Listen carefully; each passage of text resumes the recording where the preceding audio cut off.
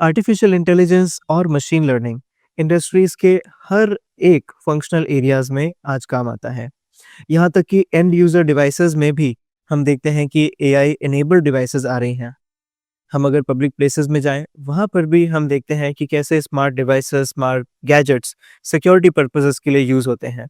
हम घरों की बात करें तो वहाँ पर भी smart washing machines, smart AI devices जैसे एलेक्सा या फिर सीरी या फिर गूगल असिस्टेंट, यहाँ तक कि हम एंड डिवाइसेस जो होती हैं वहाँ पर भी देखते हैं कि कैसे कंट्रोलर्स के साथ में आर्टिफिशियल इंटेलिजेंस का उपयोग किया जाता है।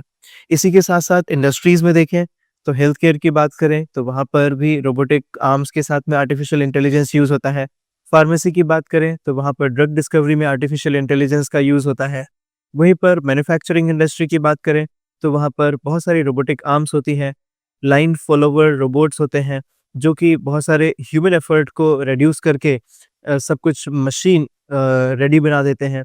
वहीं पर अगर हम बात करें कस्टमर सर्विस की, वहाँ पर भी आर्टिफिशियल इंटेलिजेंस और मशीन लर्निंग की एल्गोरिथम्स कस्टमर के कॉल्स को क्लासिफाई करते हैं और उसको सिग्निफिकेंट रेलिवेंट डिपार्टमेंट में डाइवर्ट कर देते हैं। यहीं तक ही नहीं कि ईमेल्स जो आते हैं या फिर एसएमएस जो आते हैं, उनकी भी क्लासिफिकेशन होती है और उन्हें भी रेलिवेंट डिपार्टमेंट तक जो है डाइवर्ट किया जाता है। फिर वहीं पे हम बात करें एजुकेशनल सेक्टर में, तो एजुकेशन सेक्टर में भी अगर इंटरव्यू प्रिपरेशन की बात करें, वहाँ पे एआई इनेबल्ड वॉइस बॉट्स होते हैं, जो इंटरव्यू प्रिपरेशन करा देते हैं।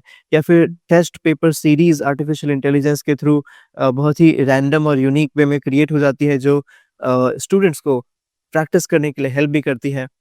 तो इस तरीके से आप किसी भी इंडस्ट्री का अगर नाम लें, तो वहाँ पर आज आर्टिफिशियल इंटेलिजेंस और मशीन लर्निंग के एल्गोरिथम्स काम करते हैं। तो इस कोर्स में हम पढ़ने जा रहे हैं फाउंडेशंस ऑफ आर्टिफिशियल इंटेलिजेंस और मशीन लर्निंग। तो आइए देखते हैं कि इसमें कौन-कौन से मॉड्यूल्स हम एक्सप्लोर करेंगे। सबसे पहले हम देखेंगे introduction to artificial intelligence and machine learning, जिसमें हम डेफिनेशंस और हिस्ट्री को समझेंगे और उसी के साथ-साथ हम देखेंगे कि इसके एप्लीकेशन एरियाज़ क्या हैं और साथ ही करियर अपॉर्च्युनिटीज़ और फ्यूचर स्कोप क्या है। फिर आगे बढ़ते हुए हम देखेंगे कि Python for AI and ML, Python programming language जो है आर्टिफिशियल इंटेलिजेंस और मशीन लर्निंग में बहुत बड़ा रोल प्ले करती है। हम यहाँ पर पाइथन फंडामेंटल्स का ब्रशअप करेंगे, यानी कि हम फंक्शंस, लूप्स, कंट्रोल स्ट्रक्चर्स, उसके बाद में कैसे हम मॉड्यूल्स को यूज़ कर सकते हैं। तो ये सारे के सारे फंडामेंटल्स सीखेंगे। उसी के साथ में हम कौन-कौन से प्लेटफॉर्म यूज़ कर सकते हैं, जैसे गूगल कोलैब नोटबुक हो गया, जुपिटर नोटबुक हो गया या वीएस कोड हो गया। तो ये ऑप्शंस कौन से अवेलेबल हैं, ये भी एक्सप्लोर करेंगे। और फिर हम बढ़ेंगे लाइब्रेरीज़ की तरफ, जैसे नमपाई, पांडास, मैटप्लॉटलिब, और जिसमें हम देखेंगे कि कैसे हम डिस्क्रिप्टिव एनालिटिक्स कर सकते हैं, एक्सप्लोरेटरी डेटा एनालिसिस कर सकते हैं और डेटा प्री प्रोसेसिंग कर सकते हैं। फिर इसके बाद में मॉड्यूल 3 की तरफ हम बढ़ेंगे और मॉड्यूल 3 में हम डिटेल में data and data pre processing को समझेंगे।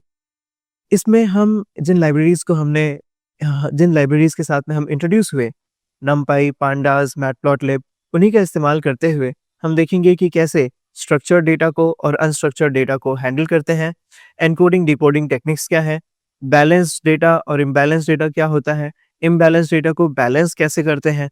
उसी के साथ-साथ हम डेटा की फॉर्मेटिंग, यानी कि स्ट्रिंग फॉर्मेटिंग, डेट फॉर्मेटिंग या फिर कोई अदर टाइप ऑफ डेटा है, उसकी टाइप कास्टिंग कैसे करते हैं, ये भी देखेंगे।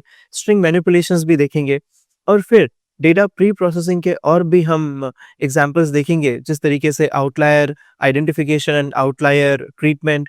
फिर फीचर्स के ऊपर हम देखेंगे कि कैसे फीचर्स को स्केल कर सकते हैं, different techniques of scaling, standard scaling, min max scaling और decomposition and aggregation in data pre processing. फिर इसके बाद हम मॉड्यूल 4 की तरफ आगे बढ़ेंगे, जिसपे हम देखेंगे exploratory data analysis, EDA. Exploratory data analysis में हम अभी तक जो पैकेजेस लाइब्रेरीज की हम बात कर रहे थे, उनका और एक्सटेंसिव यूज़ होगा, जैसे मैटप्लॉटलिब और सीबॉर्ड। ये हमें डेटा को विजुअलाइज करके और भी बेटर तरीके से समझने में हेल्प करेंगे। हम देखेंगे कि bar chart, line chart, scatter plot, histogram, box plot कैसे बनते हैं।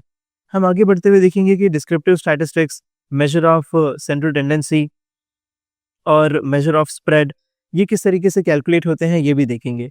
फिर interquartile range, correlation analysis, positive, negative and zero correlation, and then non linear relationships कैसे होते हैं, कोरिलेशन मैट्रिक्स कैसे फॉर्म होता है और डेटा डिस्ट्रीब्यूशन को एनालाइज कैसे करते हैं। फिर हम मॉड्यूल 5 की तरफ बढ़ेंगे जहाँ पर हम मशीन लर्निंग फंडामेंटल्स सीखेंगे। मशीन लर्निंग फंडामेंटल्स में हम देखेंगे what is machine learning, machine कैसे सीखती है, लर्निंग पैराडाइम्स कौन-कौन से होते हैं और कैसे आर्टिफिशियल इंटेलिजेंस और मशीन लर्निंग साथ में काम करते हैं। फिर हम आगे बढ़ते हुए सीखेंगे सुपरवाइज्ड लर्निंग। सुपरवाइज्ड लर्निंग के अंदर हम काफ़ी सारे एल्गोरिथम्स देखेंगे जिसमें हम क्लासिफिकेशन मॉडल्स भी देखेंगे और रिग्रेशन मॉडल्स भी देखेंगे। उसी के साथ-साथ हम एल्गोरिथम्स देखेंगे जैसे support vector machine, logistic regression, के नियरेस्ट नेबर और इन एल्गोरिथम्स में हम किस तरीके से इनको इवैल्यूएट कर सकते हैं, वो भी हम आगे आने वाले मॉड्यूल्स में देखेंगे। रिग्रेशन के लिए हम simple linear regression, multiple linear regression देखेंगे और उसी के साथ-साथ हम कॉन्सेप्ट देखेंगे ओवरफिटिंग, बेस्ट फिटिंग और अंडर फिटिंग क्या होता है। फिर इसके बाद में हम अलग-अलग डेटा सेट्स को लेते हुए उनके साथ हम एग्जांपल्स प्रैक्टिस करेंगे।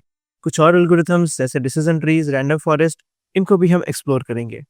फिर मॉड्यूल 7 में हम अनसुपरवाइज्ड लर्निंग की तरफ बढ़ेंगे और अनसुपरवाइज्ड में हम क्लस्टरिंग टेक्निक्स को सीखेंगे।